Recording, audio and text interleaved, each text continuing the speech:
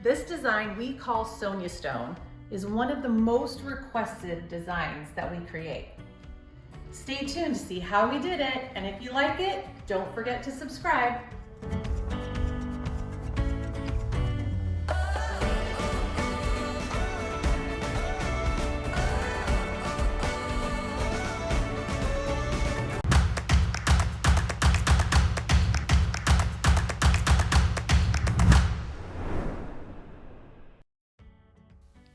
Okay guys, let's get started. Step 1, make sure you level your pieces because epoxy is self-leveling and you don't want to lose that beautiful design.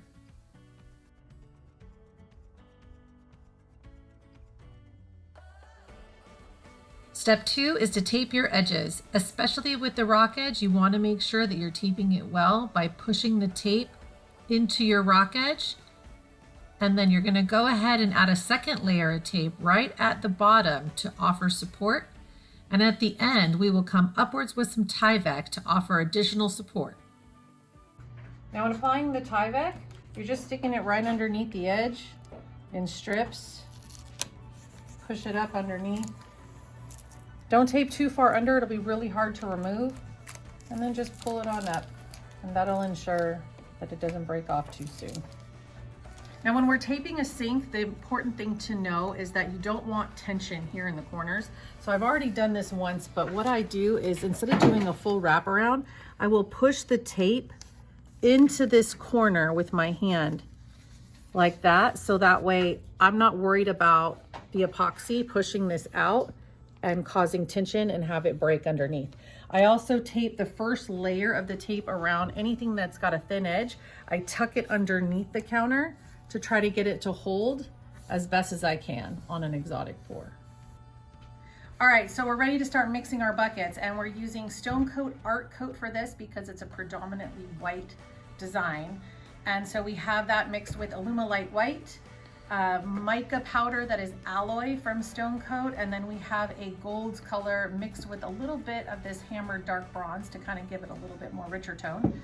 And we're gonna spray white spray paint in between our exotic pour layers.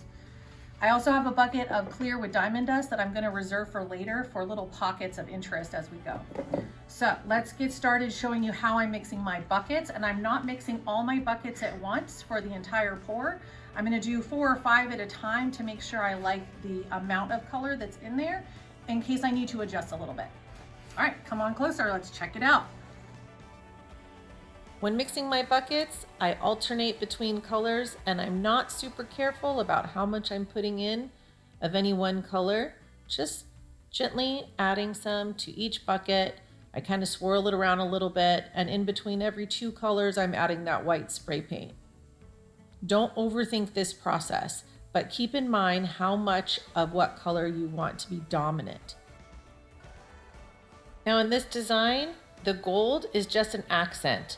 So I am just drizzling a tiny little bit from my stick so it doesn't take over and become a prominent feature.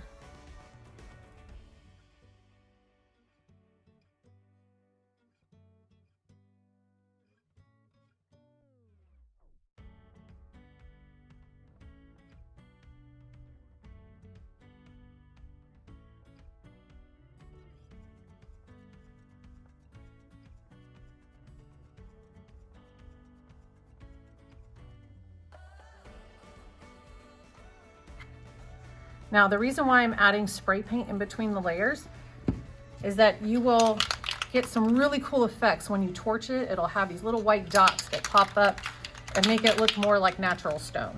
And we'll show you what that looks like. You can use other colors, but I find that white does the best effects.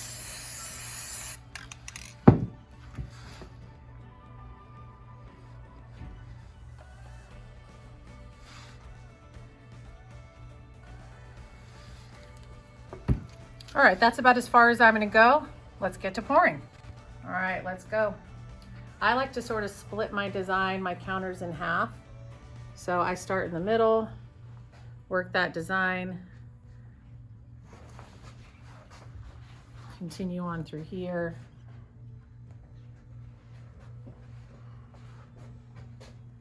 Now you see how it's getting lighter right towards that end because I started with white in that bucket. Knowing that, I'm gonna make sure that I border my design with what's left in this bucket because I want that lighter color.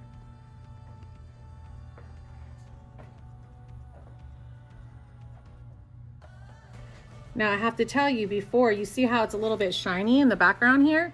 I've started this pour by putting a bit of white, about 1 ounce per square foot in the background, just to give it sort of a slip, because epoxy only likes to go where it's been, and so that will help it move and meld and start to create really cool effects all by itself. So I just did a real skim coat, not a lot. It's not gonna make a big difference. Now when I do these, I like to kind of create geode type effects, I call them, and you'll see what that looks like as I go. So that's my first bucket down.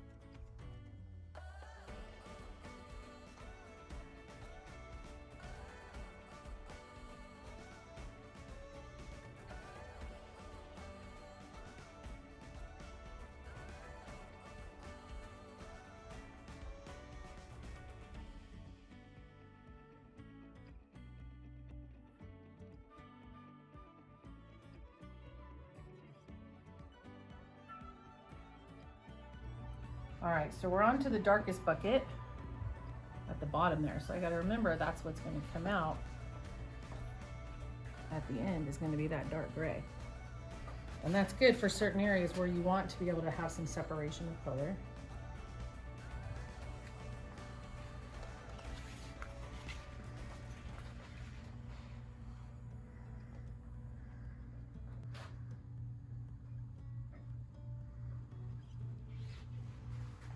I'm going to carry this right through the front.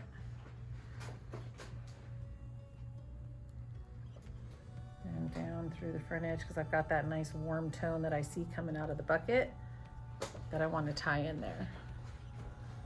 I'll tie in a bit back here.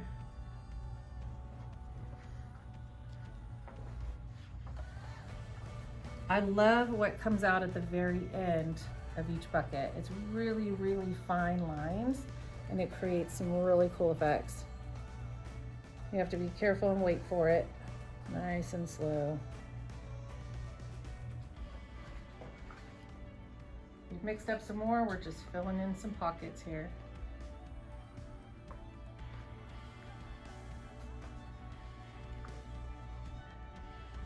We've taped these edges really well so that way as it sets up, this will pour over nicely and the design will continue over on the undermount sink and on the rock edge. But you want to make sure you're pouring enough towards that front edge so there's something to pour over. Now I have this diamond dust setting up, and I'm going to use it on both counters, and I'm going to keep some for the end after I pull tape. But what I like to do is take some of it and create its own pockets of interest. So almost making their its own little veins.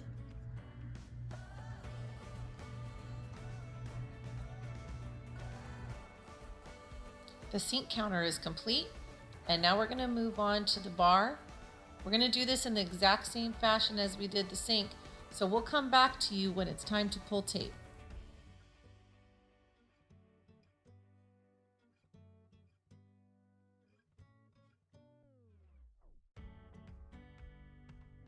Round 2, as you can see, I have put 1 ounce per square foot of the Alumilite white on all of the rest of the counters to allow the epoxy to flow easier. And here we go.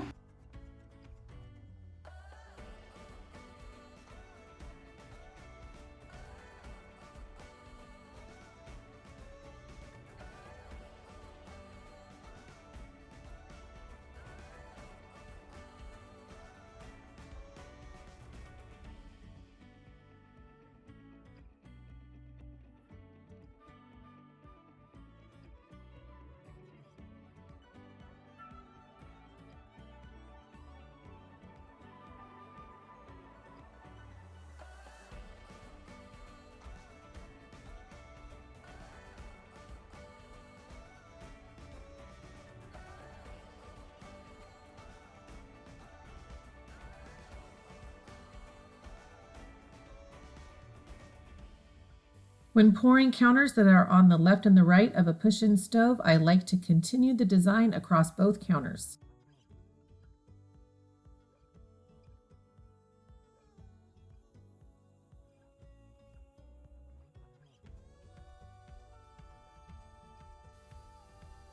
Don't forget to incorporate your backsplashes into your pour by continuing the pattern across the tape.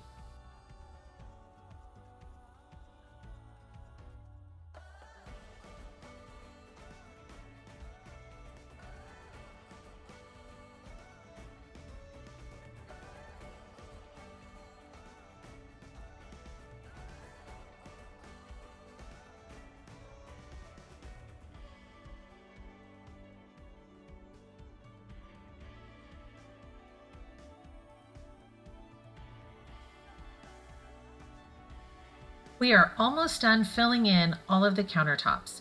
Once we're done doing that, we will show you the next step. All right, we're ready to pull tape here. Start pulling your Tyvek first, and then cut your other tape. How long has it been? It has been about an hour and a half now. Since this is Art Coat, it runs for much longer. And you can see the design start pouring off of the edge.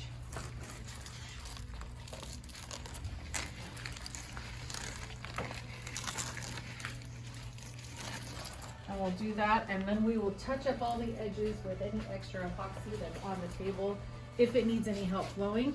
But as you can see, the design is flowing over, and that's exactly what we wanted to do.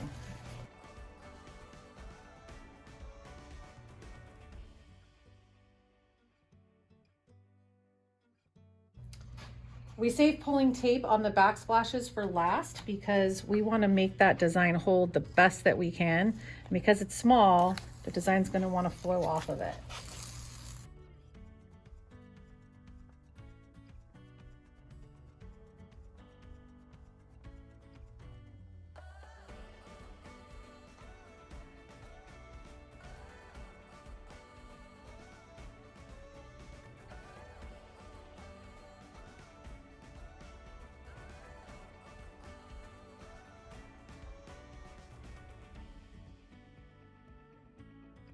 Okay, so we have pulled tape on these, and as you can see, there was a lack of epoxy towards the front.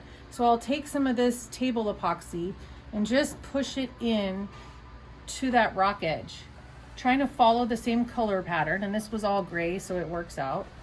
If it was white, I would pull from the white as we get down further. And I don't want to go too much up on the top because it's going to flow. It just needs that epoxy to allow it to flow. So here it's getting white, so I'm going to switch over to this hand and take some of that white epoxy and just push it in. If there's no table epoxy, because let's say it's hanging all the way over, all you have to do is push your fingers into it, making sure that the epoxy gets into all the little nooks and crannies of the rock edge. Like this spot right here? Yeah, down at the bottom here, you want to push it in there and make sure that it encapsulates everything. What did you say? Encapsulates. What is the word of the day, children?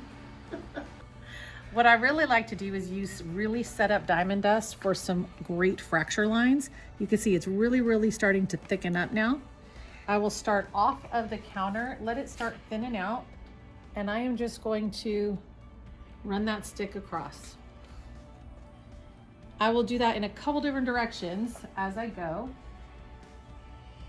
Here, I'll kind of pull it across here, over.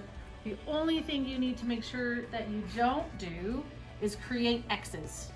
Okay, so you want your fractures to go in different ways, different directions, but not perfect X's.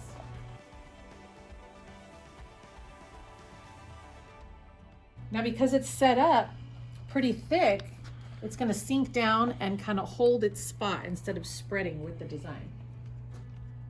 It'll still soften, but not as much as if I had done this right away. So these counters have been setting up now for about 4 hours. And what you can see here is that this epoxy, the table drippings, is really thick. As you can see, it's barely moving. I'm going to take some of that really cool design that it creates on its own. Let it start to flow off. And slowly pour it over, because that's also going to retain that color on my rock edge. I can take some more anywhere else I feel that it just needs a little something something. A little something something. I like a little something something. So when I torch that,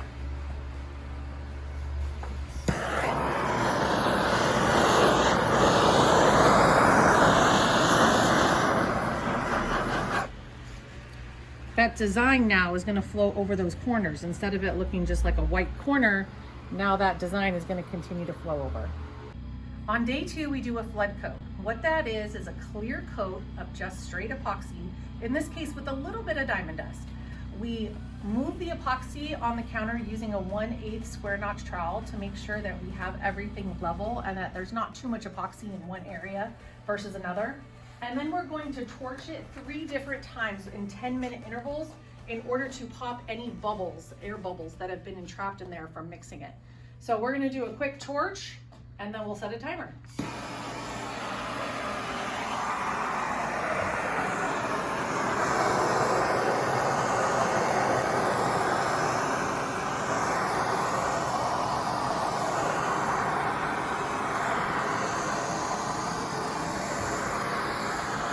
As you can see, it's a nice slow pace. You don't have to get out every bubble because you're going to do this 3 more times. And by the end of it, you should be able to look and see no more bubbles and everything lay out flat like glass.